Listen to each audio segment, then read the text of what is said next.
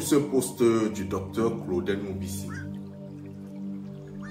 On ne peut pas devenir riche en vendant des arachides, en étant pousseur, en faisant ceci. Qu'on arrête de nous raconter des balivernes. Ouh là là. Véritablement, à partir de ce poste, j'ai compris qu'il y a la différence entre quelqu'un qui apprend l'entrepreneuriat dans les livres. Il achète des livres, il applique les pères riches, devenir entrepreneur, faire ceci. Et véritablement, la personne qui se lève derrière les difficultés, qui va sur le terrain et commence à appliquer l'entrepreneuriat sans toutefois passer par une école. Voilà le vrai professeur de l'entrepreneuriat. Ta mère, Bayam Salam, que tu laisses tout le temps là, elle t'enseigne l'entrepreneuriat de A à Z, sans toutefois connaître parler français, sans toutefois connaître utiliser Internet, sans toutefois rien connaître. Mais tous les jours, vous laissez vos mamans là pour aller acheter des formations, pour venir en ligne acheter des livres et tout ça. Les vrais formateurs sont à côté de vous. Moi, j'ai lu ça et je me suis dit vraiment, comment est-ce qu'on peut décourager le jeune qui est en train de commencer un business avec les chewing-gums? Comment est-ce qu'on peut décourager le jeune qui est en train de commencer un business avec comment je peux dire, le Mbitako là? Et le jeune là est en train de construire une entreprise digne de ce nom. Je vais vous parler de moi. Je vais vous donner mon exemple. Parce que quand j'ai lu ça, j'ai compris vraiment que achetons les livres, lisons ceci, faisons les conférences comme cela, mais le terrain, on ne le connaît pas. Moi, qui vous parle, je n'aime pas parler de moi. Mais derrière ce poste, je vais motiver le jeune entrepreneur. J'avais fait une publication, j'ai fait une étude à Douala.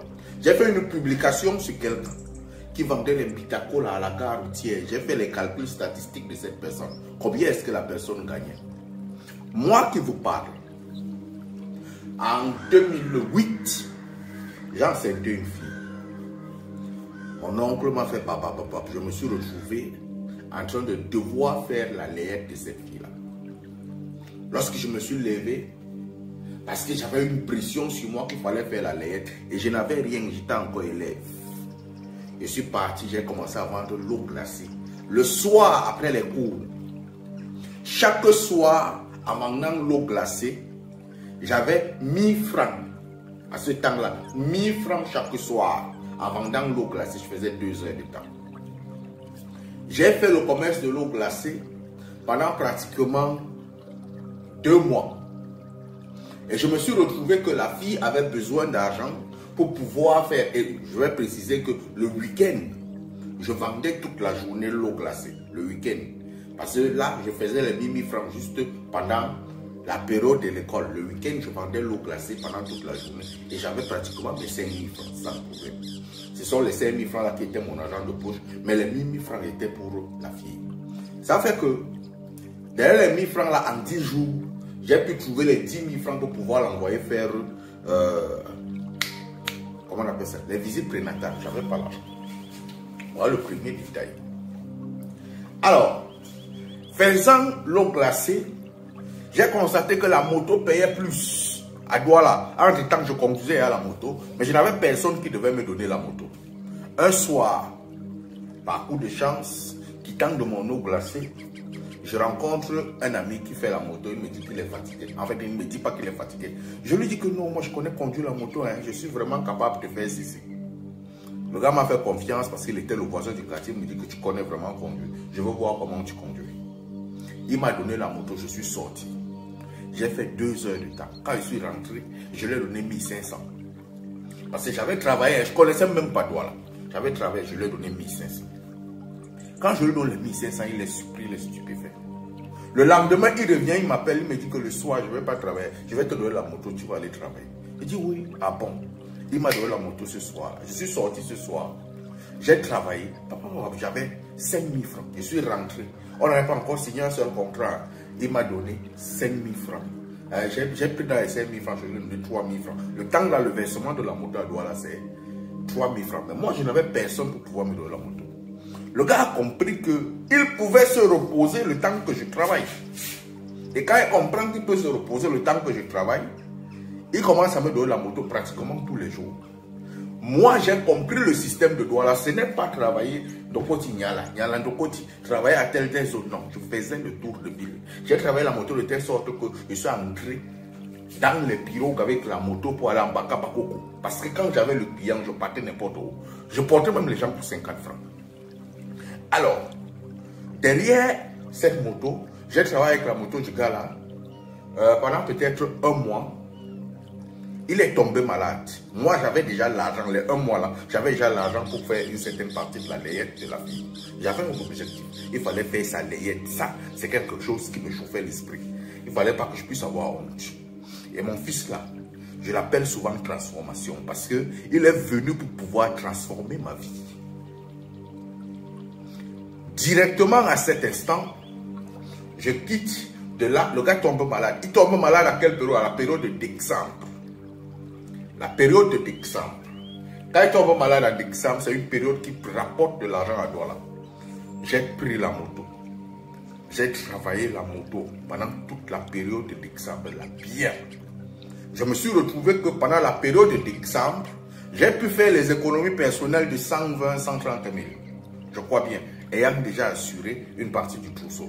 Parce que je rappelle une chose, je travaillais sûrement personnellement que je gardais par jour, c'était 7 000 francs en lancement.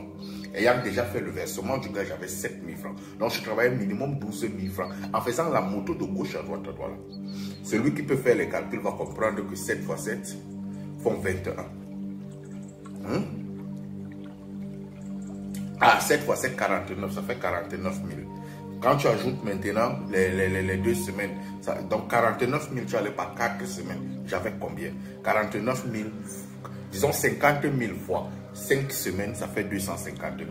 Donc, par 4 semaines, ça faisait 200 000. Alors, j'avais mon économie déjà. 120, 100 quelque chose. Un jour, je me lève, j'arrive chez le mécanicien qui a arrangé la moto du gars.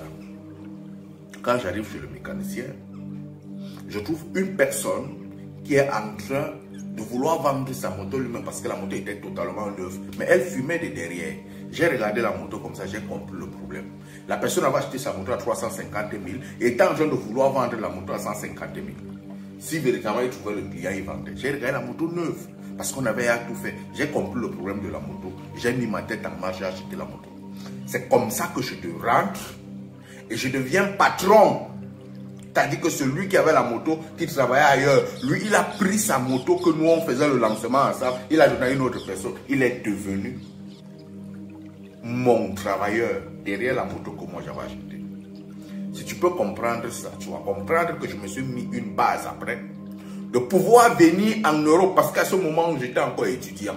De devoir venir en Europe et pour pouvoir venir en Ukraine, il me fallait 3 millions de francs, 2 millions, 5, 3 millions. J'ai appelé mon père, il m'a dit qu'il pouvait m'aider avec 1 million.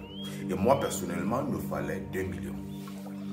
J'ai acheté une moto neuve, 5 ans, je ne l'oublie pas. Je me suis donné 10 mois pour pouvoir travailler cet argent.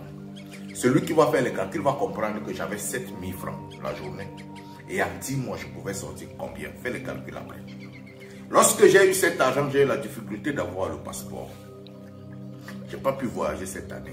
Et la chance m'a conduit, j'ai eu quelqu'un qui faisait dans le bois. Il venait faire le bibinga en brousse. Et il fallait que j'entre en brousse pour pouvoir acheter le bibinga. Parce que j'avais le capital, j'avais 2 millions quelque chose en main. Je suis entré avec les 2 millions quelque chose en main, en brousse, pour pouvoir acheter le bois. J'ai acheté le bois. Ayant acheté ce bois, je me suis retrouvé après le business du bois à 14 millions. Je m'arrête là, juste pour t'amener à comprendre que le business, c'est étape par étape et savoir capter les opportunités. Si tu écoutes ce que le docteur va dire là, tu ne vas rien faire. Mais lorsque tu commences à sortir tous les jours, tu commences à rencontrer les difficultés, tu commences à faire travailler ta tête. Je vais rappeler qu'après les 13 millions, j'étais crédible dans les banques. Je m'arrête aussi là. Donc, lorsque tu sors tous les jours, tu rencontres les difficultés, tu décides d'avancer progressivement, doucement, mon frère. Tu quitteras de l'eau glacée à telle étape et à telle étape et à telle étape et tu deviendras milliardaire. C'est possible de devenir milliardaire parce que lorsque tu as déjà 13 millions, tu es crédible en banque, cela veut dire que tu es déjà capable de te retrouver en train d'acheter les camions de bois plus les planches de bois parce que tu es accrédible. Donc, docteur, s'il te plaît, ce type de poste-ci, ça décourage les jeunes qui veulent.